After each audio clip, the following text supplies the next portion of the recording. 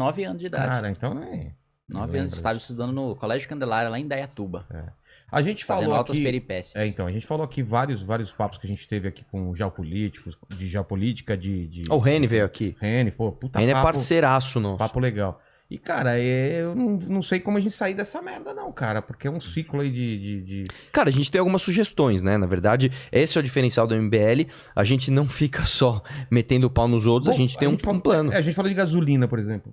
Como que você faz a gasolina? Porque ela nunca foi barata. Claro que agora tá estourando, mas ela nunca foi barata como deveria ser, cara. Cara, é que assim, vamos lá. Vamos falar especificamente de gasolina. A gasolina, como é que forma o preço? Metade é produção, metade é imposto.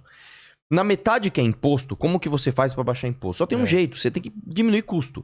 Você não consegue baixar imposto se você não diminuir custo. Então é tudo isso que a gente fala. É enxugar privilégio da elite do funcionalismo público, é enxugar o número de cargos, é fazer reforma de previdência quando precisa, essas coisas. Você precisa enxugar o gasto público para que você cobre menos imposto. Na parte da produção, nós temos um agravante, né?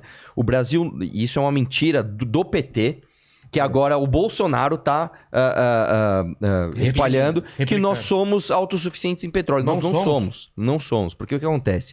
A história do petróleo aqui é muito complexa, mas a evolução da exploração de petróleo e a evolução do refino do petróleo seguiram caminhos diferentes. E ambos com o monopólio da Petrobras.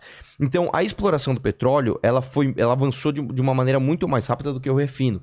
Ou seja, a gente começou a fazer ali grandes refinarias de petróleo pesado, que é o petróleo mais fácil de você obter, mas que ele é um petróleo pior. Entendi. E aí a gente avançou na exploração, então a gente começou a pegar petróleo muito bom, só que a nossa refinaria não está pronta para isso. Não é que não dá conta, não consegue, não é número. Merda, cara. Então o que a gente tem que fazer? A gente tem que trocar esse petróleo com o exterior. Quando você troca o petróleo com o exterior, você perde, né? Não é só isso, cara. Você dá o preço vem em dólar. O preço é em dólar. Então, o que acontece? Até no nosso custo de produção, então vamos por duas bolinhas aqui. Tem a bolinha imposto e a bolinha produção. Na bolinha imposto, redução da máquina pública, etc. Na bolinha produção, você tem o fator dólar. Como é que você faz para baixar dólar? Você precisa ter um país que tenha confiabilidade, você tem que ter um país que tenha segurança jurídica, você tem que ter um país que tenha política econômica decente, e é tudo que nós não temos. Nós temos um presidente da república que vira e mexe, ele fala... FSTF aí tá, como é que ele fala? Esticando a corda aí, tá ok? Pronto, aí o dólar, pum. Por que investidor vai ser maluco o suficiente? Fala, pô, eu tô aqui, sei lá, nos Emirados Árabes, sou um trilhardário, vou investir no Brasil. País que, acho que tem... o presidente mandou dar um golpe de Estado, porra, que país bom pra investir. Vou fazer uma fábrica lá. Tudo que eu quero é um lugar estável. Vou botar minha grana lá. Vou colocar meu dinheiro lá. Ele que tá, nesse instante... Você entra no banco, tá o gerente com a arma em cima da mesa e fala, não, coloca o dinheiro aqui.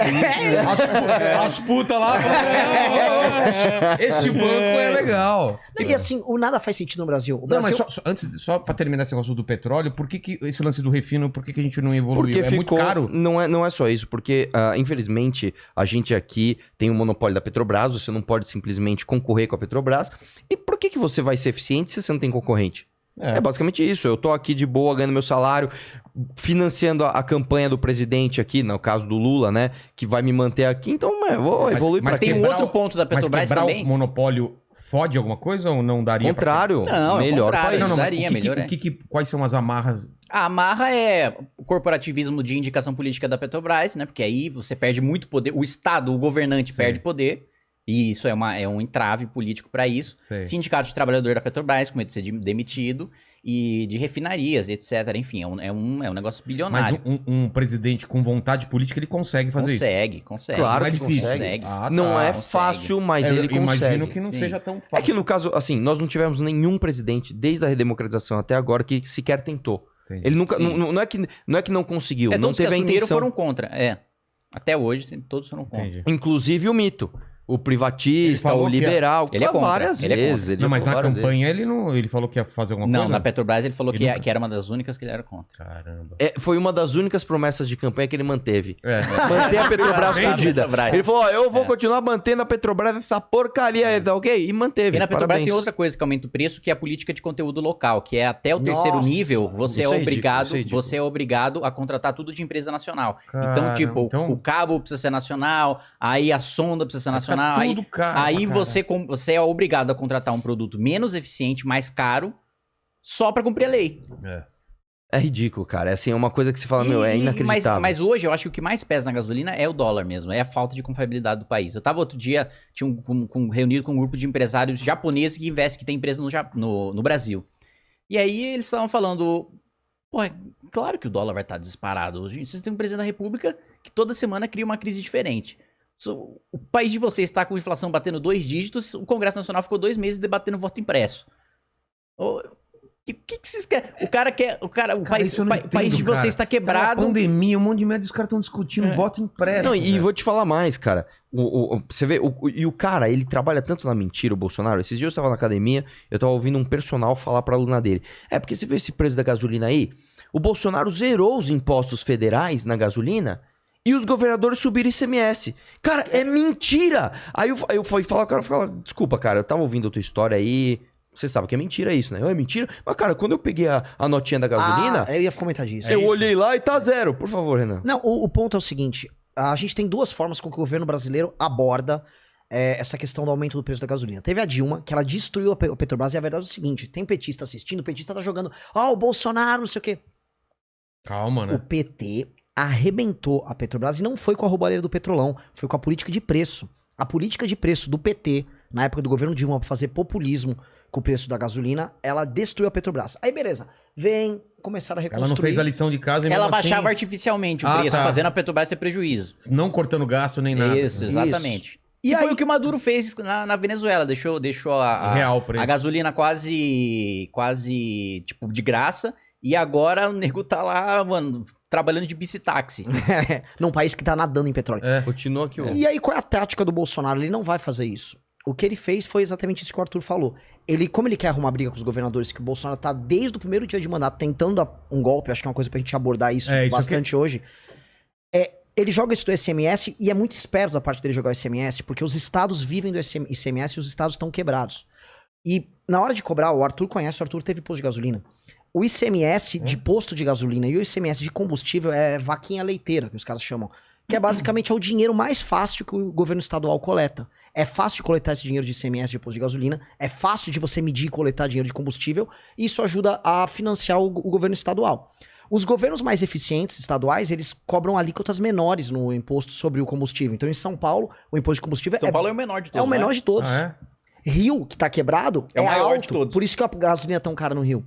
Então, o que o Bolsonaro faz? Ele joga a culpa nos governadores de forma mentirosa, porque as alíquotas não se alteraram desde que o Bolsonaro entrou.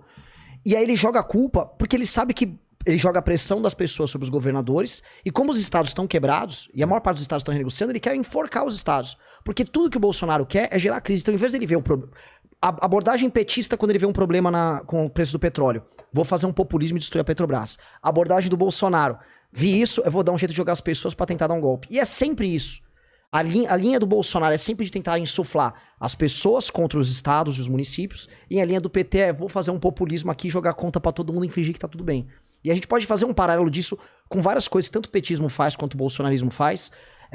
Como construções. Um de um populismo espalhando a conta pra geral e o Brasil quebra depois. E o outro como preciso gerar um conflito. Então a tática do bolsonarismo agora é essa. É o que o Arthur viu na academia, é o que eu vi ontem pegando um Uber no Rio de Janeiro. O cara, não, mas porra, olha lá, olha a notinha do combustível, não sei o quê. Tá, meu irmão, a alíquota do ICMS era a mesma quando não tinha o Bolsonaro e o preço não era esse. Não, e outra coisa que as pessoas esquecem, desculpa, na nota ela sai o ICMS, mas não sai muitos impostos que estão de substituição. Por exemplo... Por exemplo, impostos federais. Ali você não tem ali uma Escrito, relação. Porque, por exemplo, quando você... Isso é uma coisa que é outra coisa que tem no Brasil, que é só no Brasil. Eu sou um distribuidor de combustível. Eu compro de quem produz e vendo para quem vende no produto final. O que acontece? Quando eu compro de você, eu já pago o teu imposto. Quando ele compra de mim, ele já paga o meu imposto. E quando o cliente vai comprar dele, o cliente paga o imposto dele. Porque isso é uma maneira de o governo dizer assim, um vai fiscalizar o outro, entendeu? Que é um absurdo. Porque você está jogando a culpa... Se você sonegar, a culpa não é minha, cara. A culpa é sua, não é minha. Então o governo meio que faz essa substituição, que eu acho um completo absurdo. O que aumenta a complexidade tributária. Exatamente. Aí fica fácil de um Bolsonaro da vida mentir, porque o cara não tem como entender de onde vem. Cara, você não sabe. Nós temos a carga tributária mais complexa do mundo. Então não tem como um presidente da república falar, isso é culpa dos governadores. Não, e o teu papel, cara? Que lei trabalhista você ajudou a desburocratizar para que o custo do Brasil diminuísse? Que política econômica você fez para que o dólar não fique tão alto? O que você fez, inclusive, você como presidente da república, para juntar os governadores e achar uma solução No meio conjunta? da pandemia, ele fez um decreto para aumentar o próprio salário. Então,